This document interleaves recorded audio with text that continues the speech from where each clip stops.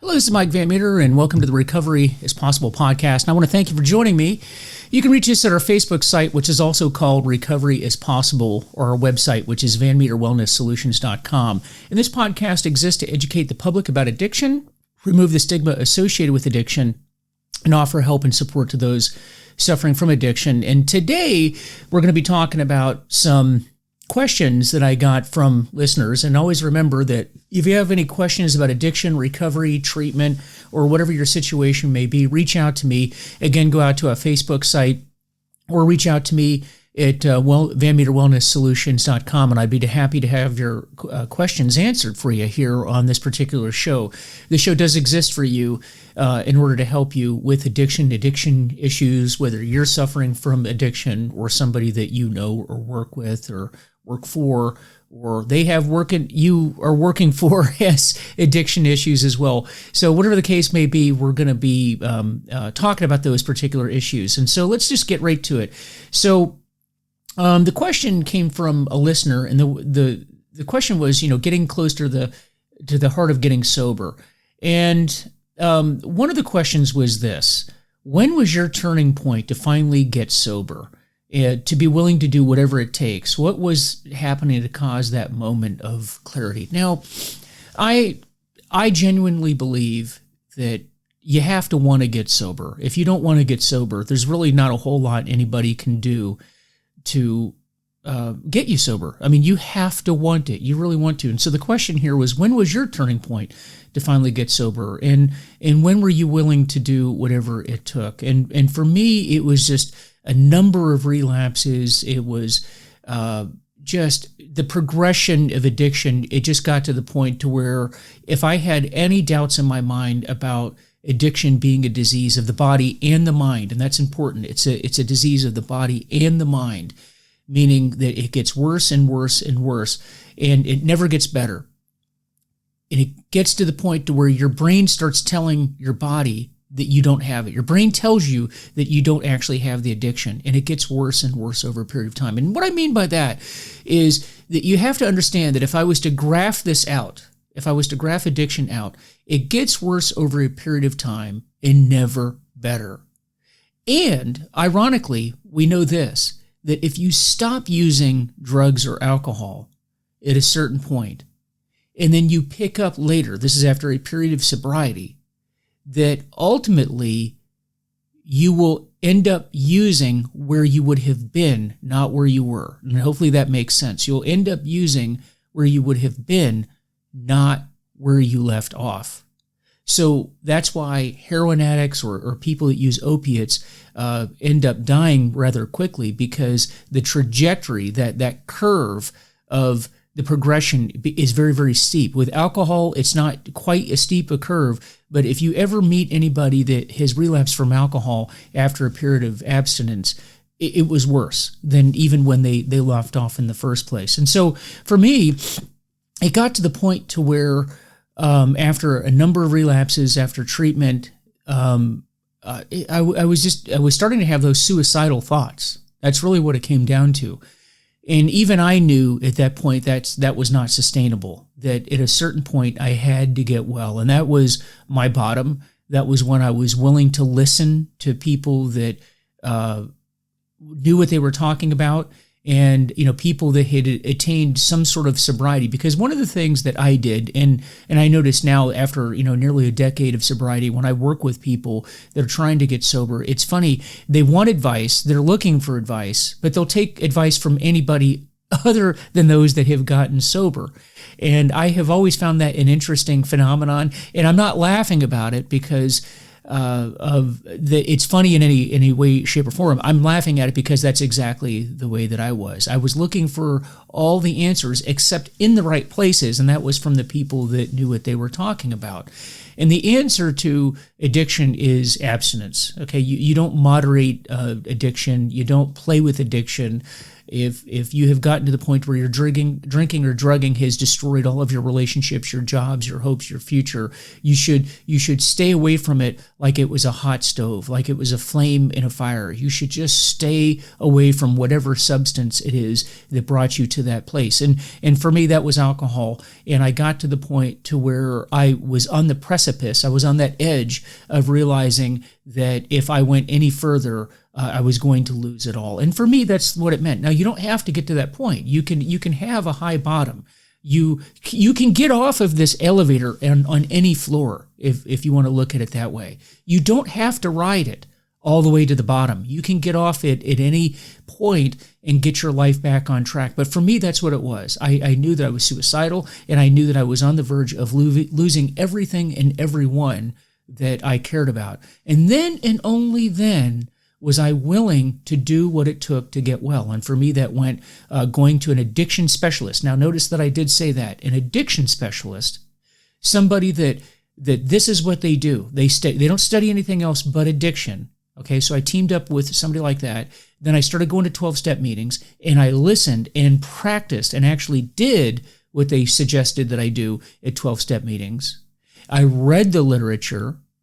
I was completely focused on recovery. That first year of recovery for me, I describe in another podcast, in that first year of recovery, was kind of Spartan. Now, I'm not saying that you have to do that. I'm just saying that that's what I did, because that's what our listener is asking me was, what did I do? And so that first year, what I did was I focused on my recovery. I went to work. I went to meetings. I worked out, and really read only the only things that I read that first year were recovery related things, and that's in spiritual things. And that was what I did in that first year. And that's when I got better. But I had to become focused on it, and I had to accept and just surrender that alcohol and me could not come in contact at all. Just at all. I had to surrender to that decision. Now, a lot of you may be thinking, well, I can't do that. I mean, how am I going to go through life without alcohol? Well, the fact is you can go through life without alcohol. A lot of people go through life without alcohol. And you can't just become focused on that one part of your life. I can't do this. Because in reality, what happens is by using alcohol or drugs, you're shutting yourself off from everything else in your life. Everything else is shut off. If you just stop using alcohol, then everything's opened up. All those hobbies, the career path, degrees, promotions, time with your family, athletics, whatever hobby you want to be involved in, that now has opened up to you. So it's not like your life is shut off, because I always get asked that. You mean this means I can't have fun anymore? My life is over. No, your life was over at the midst of your using. Because I've always said this, that people ask, well, how do you know if you have a problem? Well, what I would say to you is, if you're asking yourself that question, then you probably have a problem. Because normal social drinkers, or people that are using prescription medications the way they're supposed to, don't even ask that question in the first place. And I want you just to ponder that for a moment. No one asks themselves that question if it's not having a negative impact on their life. So that was when I knew I needed to get well. And folks, again, you don't have to ride that to the bottom. Get off at any time, and your life will be so much better. So the second question is this. You mentioned before that you had many relapses over many years, and I just talked about that. Before each relapse, what was usually going on in your mind? And after each relapse, what motivated you to pick up the pieces and keep trying? All right, so what was going on before each relapse? I don't know that there was anything that I could pinpoint mentally that I could say that that's what was happening. I do know that I had a lot of bitterness. I had a lot of resentment. I was angry at a lot of people because my life was falling apart. And my behavior, my actions, and what I was doing, I'm sure rubbed a lot of people the wrong way. Maybe it was not fulfilling obligations. Maybe it was things that I said. Maybe it was that I couldn't be counted on completely and other people had to pick up, my slack. Maybe I was missing social obligations. It was a combination of all of that. So I had those resentments. And remember, the number one killer of all addicts is resentments. And that's why we have to guard against those. Now, the other thing that you have is just pure physiological and pure scientific. And that is that when you drink and drug over a period of time, your body becomes physiologically addicted, meaning that you have to have that substance. There's a reason why you have to go to detox and treatment for alcohol, and that is to wean your body safely off of alcohol or drugs, whatever it is that brought you to this point. So it was really just the physiological, for me, I think it was more the physiological pull. And that, remember, when you're using the way that we use, your brain changes. There's biochemical processes in your body that changes, and your brain structure actually changes. And so your brain, again, is telling you that you need to be using this substance, and it's become physiologically addicted to the substance, and you can't just stop. Okay, and then even when you go through treatment or detox and you do stop, because your brain has been changed, because that process has taken place, it's going to keep trying to pull you back into what you were doing all along. And it takes about a year to a year and a half for your brain to repair itself. And that's assuming that you don't use in that year and the year and a half. And that's why it's important, and I've talked about this before, that diet, exercise, getting your vitamins and minerals back in your body, getting the serotonin levels back in place, GABA levels, all the vitamins and minerals that have been removed from your body through your using. Because usually when you're drinking alcoholically, not usually, but when you are drinking alcoholically, you are malnourished. Even if you're overweight or even if you otherwise look healthy, you are malnourished because there are certain vitamins and minerals that are not even absorbed into your system when you're drinking alcoholically. And just some of the things that I know are taken out of your system are the B series of vitamins 1, 3, 6, and 12. 1 and 3, B and 1 and 3 have to do with neurological functioning. Those are decreased. 6 and 12 is energy conversion. That's reduced. And you're not sleeping properly, so you're not getting the serotonin back into your brain the way that you should. And all of this just wreaks havoc on your system. So all of that takes time to get back. And that contributed to my relapses because it just, that pull. And it's also a habit. And habits take a while to correct themselves. And I can say after nearly a decade that I don't have that pull anymore because all the physiological changes have taken place. So after each relapse, what motivated you to pick up the pieces and keep trying? Well, there was something about being at the 12-step meetings that changed my attitude towards drinking. I often heard it said that once you get exposed to, in my case, AA, Alcoholics Anonymous, your drinking's really never the same after that, because once you've been presented the truth of what's going on with you and the truth of what's happening, then it's very difficult for you to ever go back again. And so in the back of my mind, the seed was planted that I need to stop doing this. So I inherently knew it. In fact, during that period when I was still drinking, but I was going to AA, I knew that I needed to stop.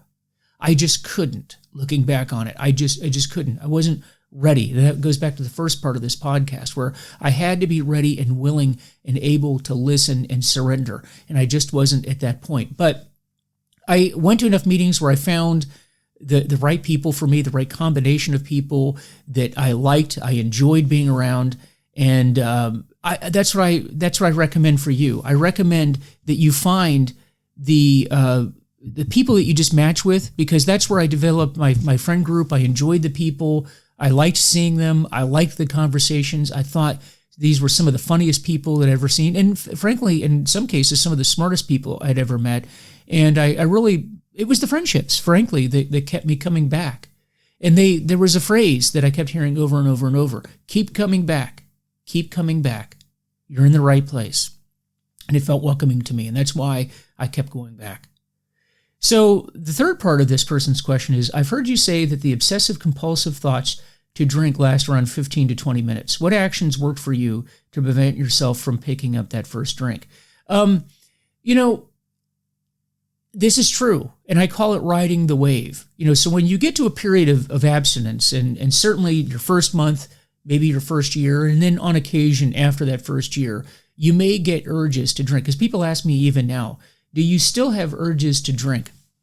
And the answer to that is, yeah, on occasion, not many. I will say that It's become less and less over time, fewer and fewer times when I feel like drinking, but it does happen on occasion. When that happens, you stay focused on the program. You do your readings. For me, it was diet and exercise. So if I felt that wave coming on, then I would go for a run or I would go to the gym. I would find something that would distract me, being involved in something that just occupied my time. And if you can ride that for about 15 to 20 minutes, I guarantee you that urge to drink or drug will go away. You have to, it's your mind. Remember, it's mind and body. Distract your mind from that. So your mind becomes focused on wanting that drink or that drug. But what you do then is that you just distract your mind so you're thinking about something else. And I found a lot of different ways of distracting myself. In fact, this podcast is a big portion of that. You know, this occupies my time. This keeps me focused on the mission at hand. And that mission at hand is staying sober and helping others stay sober. And so I hope that this podcast has helped you in some way stay sober. And I'd enjoy hearing your comments. I'd love to hear from you guys. Let me know what you want to talk about. If there's any questions that I can answer for you, I'd be happy to do so because, you know, like I like to say, I don't represent any group. Like I talk about AA in this particular podcast. I'm not a representative of AA. Nobody represents AA. So I don't represent anyone other than myself. These are just my opinions. My only purpose is to give this information, in giving this information, just so I can share with you what I've done because it's helped me. And I hope that it's going to help you and others as well. So if I have said anything that doesn't apply to you, that's okay. Just take what you can use. If it helps you, great, and just discard the rest. Because that's what we do in recovery. Everything we do is about helping other people while we're helping ourselves along the way. So with that, please visit our Facebook site, which is Recovery is Possible, and our website, VanMeterWellnessSolutions.com. Let me know how I'm doing. Again, let me know if there's anything that you want me to talk about or questions that I can answer. And I look forward to seeing you guys soon. So take care.